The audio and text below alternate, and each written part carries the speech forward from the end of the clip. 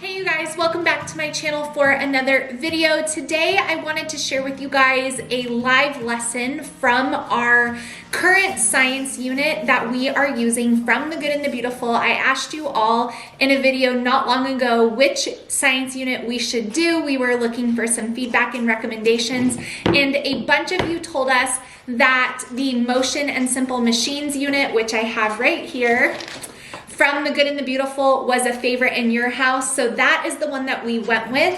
We are about halfway done with this science unit and we are having an absolute blast. So I wanted to show you guys a live lesson with my 7th and 5th grader. And I do want to thank The Good and the Beautiful for partnering with me on today's video. So I like to share live lessons from time to time. I definitely do not do this every single month, let alone every week. So just keep that in mind. But I do like to occasionally show you what an actual lesson looks like. I didn't pre-plan the most exciting lesson or anything like that. We are just simply doing the next lesson that we're on, which is lesson number 7 on energy and motion.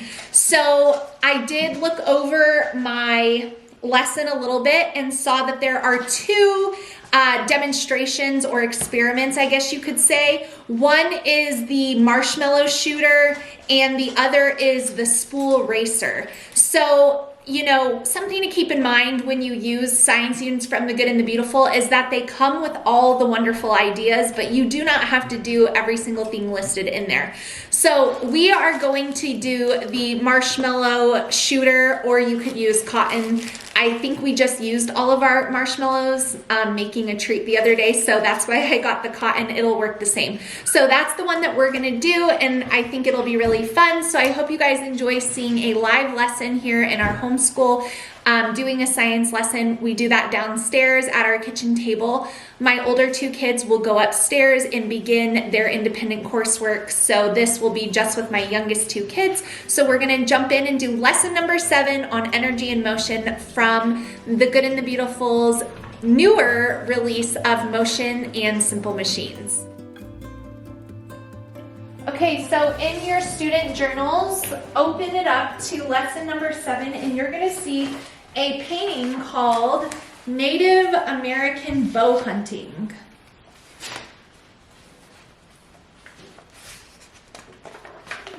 See it? So take some time to look at the painting, because this is a painting that shows us some energy and motion. Oh, I see some motion. You see some motion? I see some energy. Okay. You can see that the bow is made out of a stick or a small branch, and he has strung it with some type of handmade rope. The rope is tied to the wooden part of the bow tightly enough that it has caused the wooden limb to bend. The limb has changed position, and we know that means that a force is already working on the object even before the man pulls the string backwards. Today we are going to learn that energy is what enables force. Without energy, nothing could move or change. So this means that the force of bending the bow brings energy to the bow. When the string gets pulled back, even more energy is brought into the bow and it will be stored there until it's released. So Olivia, when the string is released, what happens? It shoots out. What shoots out? The arrow. The arrow shoots out. And so when the string is released, the arrow will soar through the air using the energy that was previously stored in the bending of the bow. So Landon, where did the energy come from before it was put into the bow? It's from him. Mm-hmm. From his what? Him pulling the string back. Which requires the use of what? Motion. Muscles, our muscles, right?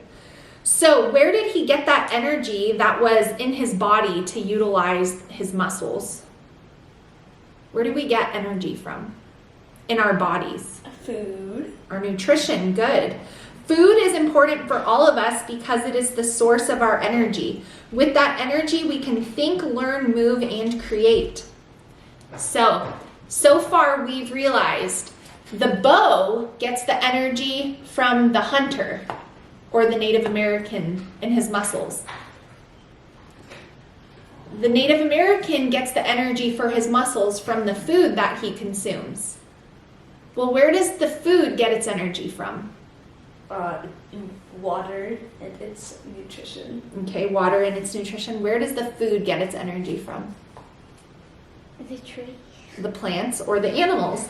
Plants get their energy from the sun and the earth, and all animals ultimately get their energy from the plants that are either eaten directly or from other animals that eat the plants. The greatest source of energy we have in our solar system is the sun. Good. It gives us life and energy, and it actually gives life and energy to all living things on earth. Energy is not something that is created or destroyed. It is only transferred from one thing to another thing. This is known as the law of conservation and energy. So that's an interesting thought, which I'm sure you've never even thought about, because I don't walk around thinking about energy regularly. Do you? No. Okay, Olivia, read that definition out loud. The amount of energy doesn't change. Energy is not created or destroyed. It is only converted to other forms of energy. So do we understand what that means? Okay, so we're going to do a little demonstration of that. Okay, so I would like you to put one finger inside the rubber band and let it hang over your finger. What are some words you could use to describe what the rubber band feels like as it droops across your finger? What are words you would do to describe it? Light. Light, smooth, elastic. Is it limp or is it like tight? Limp. It's limp. Okay, now Olivia, scoot down to the opposite end just in case we have a misfire. Okay, now I want you to stretch your rubber bands between two fingers, making sure you're not pointing it at anyone. Olivia, go over here on this side. Oh, sorry. See? Okay. So now relax it. You just used energy from your body, and this energy was in your body and came from the food that you ate. Notice what it feels like when the rubber band is stretched. How would you describe it? Hard. It's hard to stretch. Tight. Okay. Is it springy or bouncy? Springy. It's energized. Is it smooth when you pull it tight? It gets more smooth on here, huh? All right. Hold up the rubber band now. Just hold it. So you guys just saw the way energy is stored and released in the rubber band is similar to the way a bow and arrow work. When you release the rubber band, the stored energy in it is what causes it to fly across the room. So listen carefully as you do so. You might be able to hear some of the energy being released from the rubber band and transferred into sound waves. So let's be very, very quiet and listen to, here, you move out of the way, and listen to Olivia's launching. Let's hear if we can hear some of the energy being changed into sound waves. Yeah, I heard that. All right, so set your rubber bands down. We have two more definitions that we are learning today about different kinds of energy. So Landon, read the definitions. Kinetic energy, the energy an object has due to its motion. Potential energy, the stored energy an object has because of its position or state. Okay. Potential energy. So what do you notice about the differences between kinetic and potential energy? Well, this one's because of its motion, and this one's stored up just because of its position. Okay. Yeah. Like So this. an object has, okay, no more launching rubber bands. So an object has different kinds of energy based on what it's doing. If it's at rest and it's sitting there, it's being stored up. And kinetic is the energy an object has due to its motion. Do we understand that? Okay. So let's make sure we understand this. So I'm gonna have you guys stand up. Okay, stretch your rubber band between your fingers, but don't launch it. That is that potential or kinetic energy? Potential. Potential energy. Now, safely release the rubber band again. And is that going to be potential or kinetic? Kinetic. Kinetic. Kinetic. Because it's from its motion. Now, bend your knees like you're about to do a big jump. You too. Is that kinetic or potential? Potential. Potential. And now jump. Kinetic or potential energy? Kinetic. Kinetic. Good. All right, so we are going to come back over and we are going to, okay, so today we are gonna do a marshmallow shooter, but we ran out of marshmallows, so we're gonna do cotton balls. And this is just gonna help us see more about the different kinds of energy that we learned about today, which were kinetic and potential energy. And we also learned the law of the conservation of energy, which means what again? What does it mean? The law of conservation of energy. How would you say it in your own words? What does it mean? Can energy ever be destroyed? No, it just moves on to different forms of energy. It gets transferred, right? Have you noticed that along the billions? Yeah. All right. So listen, I'm going to read it to you and then I'll give you the instructions on it, okay? So we are going to first tie the end of the balloon in a knot. We are not going to blow it up, okay? After we do that, we are going to cut about a 3/4 of an inch, so a very small amount off the top of the balloon. Then the part that we cut off the top of, we're going to stretch onto the outside of this toilet paper roll. And then we're going to tape the edges all the way around down. Then we're going to fill it up with a few cottons and pull the balloon back and release and watch it fly. Okay?